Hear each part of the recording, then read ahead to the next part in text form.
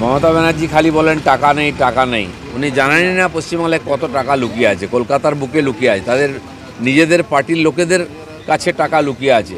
আর সেটা কেন্দ্র সরকার জেনে গেছে কোথায় কত টাকা আছে, ইডি সিবিআই জেনে গেছে, তাই যেখান সেখান থেকে টাকা বেরোচ্ছে। এই যে লুট চলেছে পশ্চিমবাংলায় গত 12 বছর ধরে, যত অনৈতিক কাজ, যত বেনিয়ম, সব কলকাতায়।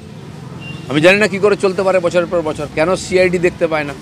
বিজেপি কী করছে, কোথায় সিআইডি দেখতে পায়, পুলিশ দেখতে পায়, আর এই ধরনের দুর্নীতি দেখতে পায় না কেন? তো সেই সমস্ত পরিষ্কৃত হচ্ছে, আরও বেরোবে। মোদী সরকারের সাফল্য, দলীয় মতাদর্শ প্রচারের লক্ষ্যে বই ছাপানোর উদ্যোগ বঙ্গ বিজেপি।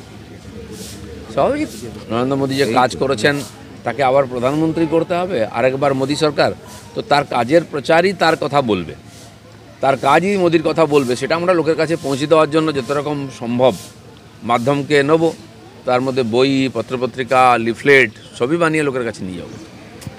দাদা, পশ্চিমবঙ্গ বিজেপি ক্ষমতা এলে 30 লক্ষ টাকা সরকারি চাকরি, 450 টাকায় গ্যাস, শুভেন্দু বলেছেন, কি বলবেন?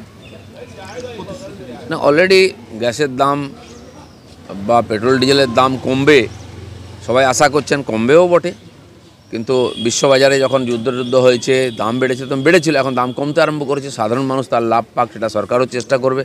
আর এ সমস্ত সুবিধা একমাত্র নরেন্দ্র মোদী দিতে পারেন, আর কারোর পক্ষে সম্ভব নয়, কারণ সবাইকে পরীক্ষা করা হয়ে গেছে। কংগ্রেস সভাপতি খগড়ে বিরোধিতা করলেও সোনিয়া গান্ধী রাম জন্মভূমিতে উপস্থিত থাকবেন।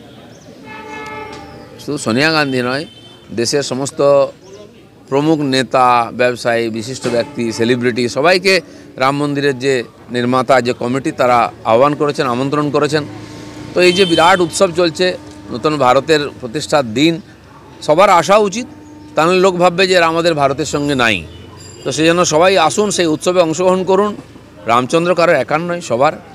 আর লোকে ভাবছে এটা বোধহয় বিজেপির, এটা বিজেপির নয়, সাধু সন্তরা, বিশিষ্ট ব্যক্তিরা এই আন্দোলনে প্রায় 496 বছর ধরে এই আন্দোলন চলেছে, আর তার ফলে রামের প্রত্যাবর্তন হচ্ছে। সেই উৎসবে সবার অংশগ্রহণ করা উচিত।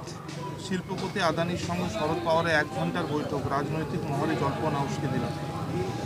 না, যারা আদানির বিরুদ্ধে এত চক্রান্ত করছিলেন, তার জন্য কারো সদস্যপদও চলে গেল, তারাই নিজের রাজ্যে ডেকে নিয়ে আসছেন। কংগ্রেস রাজস্থানে বা ছত্তিশগড়ে থাকাকালীন ক্ষমতায় নিয়ে গিয়ে তাদেরকে প্রজেক্ট করিয়েছে। পশ্চিমবাংলায় এখানে পোর্ট তৈরি করার জন্য মমতা ব্যানার্জি বারবার তাকে ডেকেছেন, এখানে যে সামিট হয় সেখানে ডেকেছেন। আজ শারদ পাওয়ার তার সঙ্গে কথা বলছেন, অথচ এরাই পার্লামেন্টের মধ্যে আদানি বলে পার্লামেন্ট বন্ধ করেছেন, মোদিকে গালাগালি দিয়েছেন, তার জন্য সাসপেন্ড হয়ে গেছেন।